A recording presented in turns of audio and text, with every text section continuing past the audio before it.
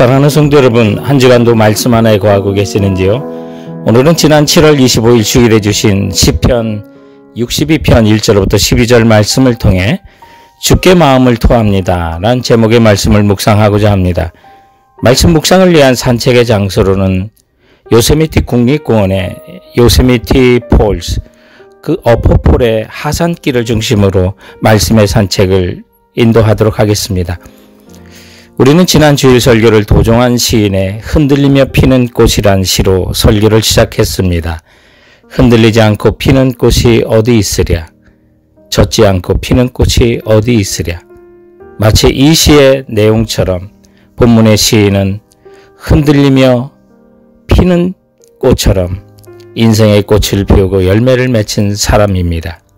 그래서 2절에는 크게 흔들리지 않는다고, 약간 흔들린다고 했다가 주께 마음을 토하며 주님이 나의 구원과 소망이심을 고백해 나가면서 6절에서는 이제 흔들리지 않는다고 고백하게 되는 것을 보게 됩니다. 본문 표제에 따르면 그의 이름이 다윗의 시라고, 인도자를 따라 여두둔의 법칙에 따라 부르는 노래라고 하여 여두둔이라는 사람의 창법에 따라 부른 노래라는 뜻을 갖고 있습니다. 이 여두둔은 다윗 시대의 악사였고 성전에서 봉사했던 오늘날 찬양대의 지휘자와 같은 역할을 했던 것으로 보게 됩니다. 그러므로 본 시편은 다윗이 또한 압살롬의 반역으로 왕의 자리에서 쫓겨났을 때 지은 시로 알려지고 있고, 그때 다윗은 왕의 자리도 잃고 많은 백성들과 신하들도 잃었습니다. 심지어 압살롬의 손에 죽임을 당할 수도 있는 상황이었습니다. 그때 다윗의 마음은 아주 불안했죠. 그럼에도 다윗은 그 모든 환경에서도 흔들리지 않고 잠잠하게 하나님의 구원을 기다리면서 주께 마음을 토하라고 했던 그의 노래에서 그 내용을 찾아보고자 하는 것입니다.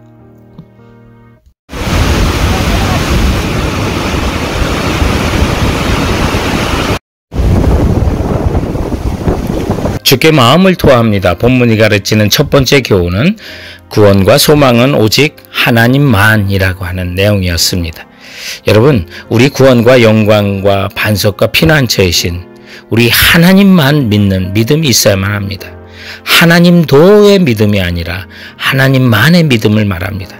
시인은 1절, 2절, 6절, 7절에서 반복하며 하나님이 자신의 구원이라고 말합니다. 영육간의 구원되심을 말하는 거죠.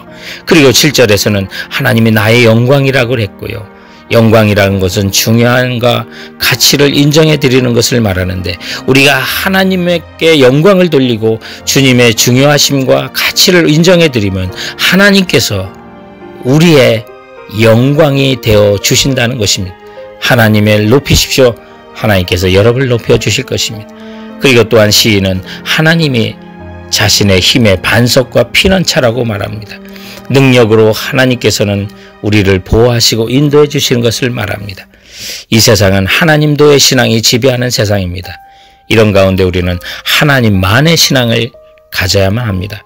C.S. 루이스는 이 세상 사람들은 너무 허접한 것에 쉽게 만족한다고요. 그래서 너가 정말 만족할 수 있는 것을 바라보지 못한다고 안타까움에 말했는데, 이것은 세상의 대체물들에 매달려서 진정으로 만족시켜줄 하나님을 찾지 못하는 것에 대한 안타까움을 고백했던 것입니다.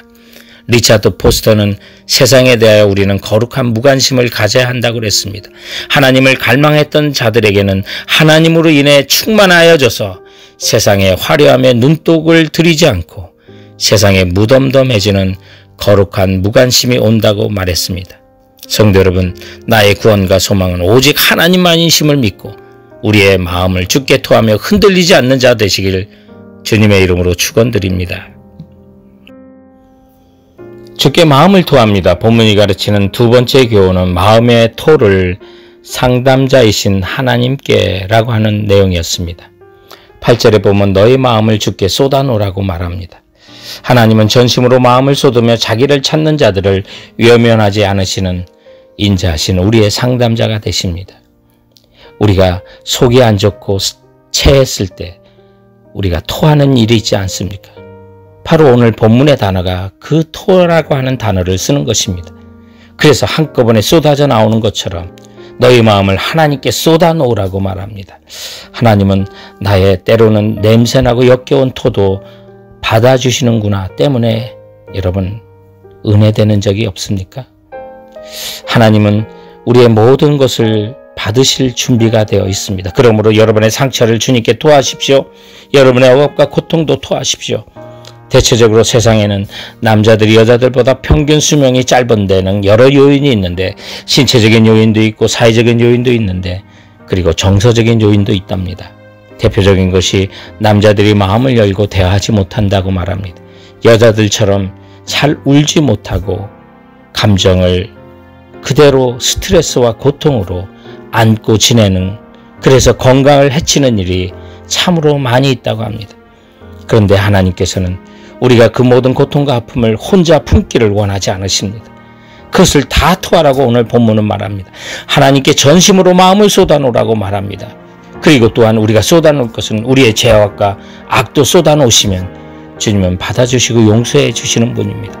마음을 쏟아놓는 가장 탁월한 표현은 오늘 본문에 있는 것처럼 찬송과 간절한 기도인 것입니다. 그 기도와 찬송은 진실하고 열렬해야만 하는 것입니다. 그런 기도와 찬양이 우리 마음에 영향을 미치고 부패한 우리의 마음을 새롭게 하실 것입니다. 성도 여러분, 간절한 기도와 찬양으로 여러분의 마음의 상처와 아픔과 죄악을 주님께 토하시기 바랍니다.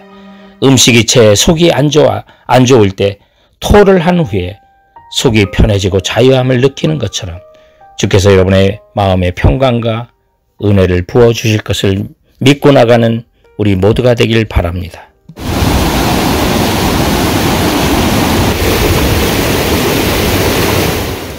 주께 마음을 토합니다. 본문이 가르치는 마지막 세 번째 교훈은 감정을 추슬러 믿음 있는 행동으로 라고 하는 내용이었습니다. 우리가 감정이 상하게 하는 사람을 만나면 정말 감정대로 반응을 해야 될 때가 많이 있습니다. 그런데 오늘 본문을 통해 우리에게 가르치는 주님의 뜻은 오히려 감정을 추스르고 믿음에 따라 올바른 행동과 태도로 살 것을 선언하며 우리를 가르치고 있습니다. 9절에 보면 다윗은 자신을 속이고 입방아로 험담하는 사람에 대하여 오히려 믿음의 행동을 다짐하고 있지 않습니까? 그래서 10절에 포악을 의지하지 말며 탈취한 것으로 허망해지지 말며 재물이 늘어도 거기에 마음을 두지 말지어다. 12절에는 주여 인자하면 주께 속하오니 주께서 각 사람이 행한 대로 갚으심이라고 말합니다. 우리는 이 시편을 통해서 하나님의 뜻을 배웁니다. 우리가 감정대로 행할 것이 아니라 원수 갚는 것은 주님께 맡기는 것을 또한 배우게 됩니다. 그리고 또한 다윗을 통해서 우리는 고통의 환경 속에 어떻게 하나님께 믿음으로 응답해야 하는가를 또한 배웁니다. 견딜 수 없는 고난 가운데서 어떻게 우리는 하나님께 감사하고 영광스러운 찬송을 드릴 수 있는지도 배우고요. 때로는 이해할 수 없는 고난과 고통 가운데서도 우리는 감정을 추스리며 하나님과 다른 사람에게 어떠한 믿음의 태도를 나타내야 하는지를 또한 다윗을 통해서 우리는 배우는 것입니다. 오늘 본문을 보면 시인은 악을 악으로 갚지 않는다고 각오하고 찬송하고 있는 것을 배우십시오. 우리는 하나님만을 믿는 믿음에 의한 행동으로 나가야만 하지 감정에 따라 행동을 해서는 안 되는 것입니다.